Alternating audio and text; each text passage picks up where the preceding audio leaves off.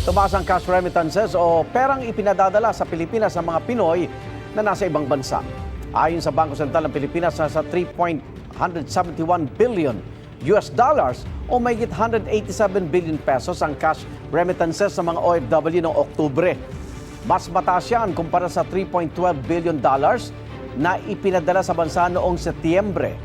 Dahil dyan umakyat sa 29.2 billion dollars o mahigit 1.725 trillion pesos ang kabuang cash remittances sa mga OFW mula January hanggang October 2025. Ay sa BSP, sa Amerika nang galing ang pinakamalaking padala nitong Oktubre. Sunod ang Singapore at Saudi Arabia. Igan, mauna ka sa mga balita, mag-subscribe na sa GMA Integrated News sa YouTube para sa iba't ibang ulat sa ating bansa.